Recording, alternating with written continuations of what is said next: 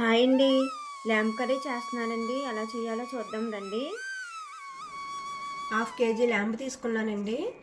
దీన్ని ముందుగానే కొద్దిగా ఉప్పు పసుపు వేసి ఉడకబెట్టుకోవాలి. మాకు ఇక్కడ కొంచెం ల్యాంబ్ ఫ్లేవర్ ఎక్కువ వస్తుందని అందుకని ఉడకబెట్టుకుంటున్నాను. లేదంటే డైరెక్ట్గా కర్రీలో వేసి వండేసుకోవచ్చు.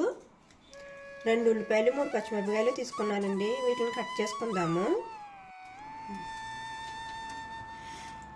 ఉల్లిపాయలు పచ్చిమిరపకాయలు కట్ చేసేసుకున్నానండి. ఇప్పుడు కూర ప్రిపేర్ చేసుకుందాము. నేను వేసిన ఆయిల్ 10 స్పూన్స్ ఉంటుందండి. నాన్ వెజ్ కర్రీస్కి కొంచెం ఆయిల్ ఎక్కువే పడుతుంది. ఆయిల్ వేడెక్కాక ఉల్లిపాయలు వేసుకుందాము. ఆయిల్ వేడెక్కిందండి. ఇప్పుడు ఉల్లిపాయలు పచ్చిమిరపకాయలు వేసుకుందాము.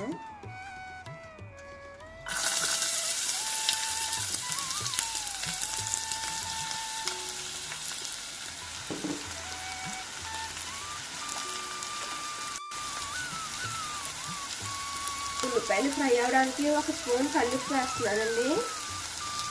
కొద్దిగా పసుపు అండి.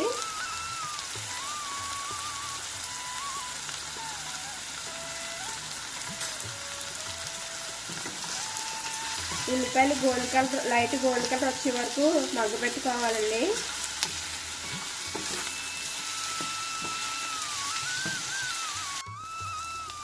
ఉల్లిపాయలు మగ్గిపోయినాయండి. ఇప్పుడు అల్లం వెల్లుల్లి పేస్ట్ వేసుకుందాము. 1 స్పూన్ వేస్తున్నానండి. ఇది కూడా 2 నిమిషాలు మగ్గపెట్టుకోవాలండి. అల్లం వెల్లుల్లి పేస్ట్ పచ్చివాసన పోయే వరకుని.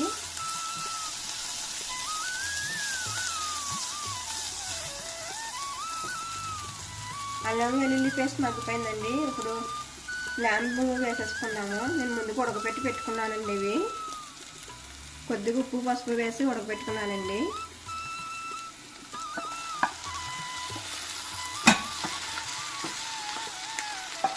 ఉడికేటప్పుడు వాటర్ వస్తుందని వాటర్ తీసేసి వేసుకోండి. వాటర్తో అయితే వేసుకోవద్దు, ఫ్లేవర్ ఎక్కువ వచ్చేస్తుంది. వాటర్తో వేసుకున్నారంటే మీరు.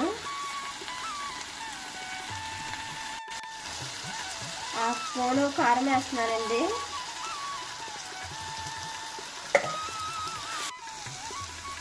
రెండు నిమిషాలు మూత పెట్టి మగ్గబెట్టుకుందామండి కూరని.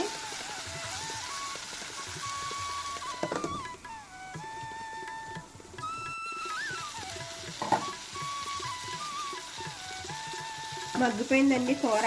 ఇప్పుడు వాటర్ వేసుకుందాము.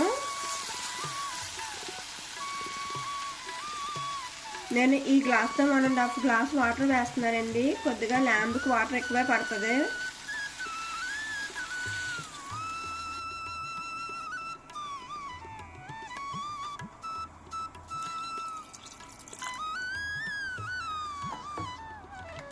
ఈ టైంలో ఉప్పు కారం చూసుకుని మూత పెట్టుకోవాలండి. నాకైతే అన్నీ సరిపోయినాయి. మూత పెట్టేసుకుందాం. ఇప్పుడు ఉడకడానికి ఒక 15 నిమిషాలు టైం పడుతుందండి.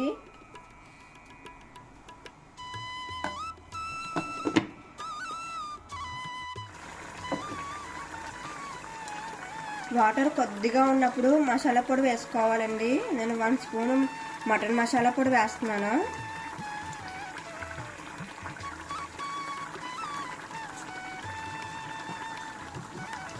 కలుపుకుని మళ్ళీ మూత పెట్టేసుకుందామండి.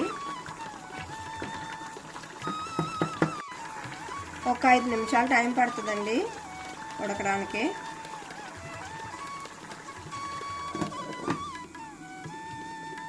కూర ఉడికిపోయిందండి.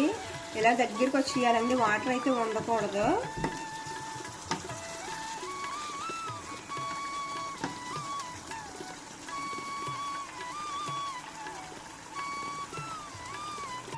ఈ వీడియో కానీ మీకు నచ్చినట్టయితే ప్లీజ్ లైక్ షేర్ సబ్స్క్రైబ్ చేసుకోండి.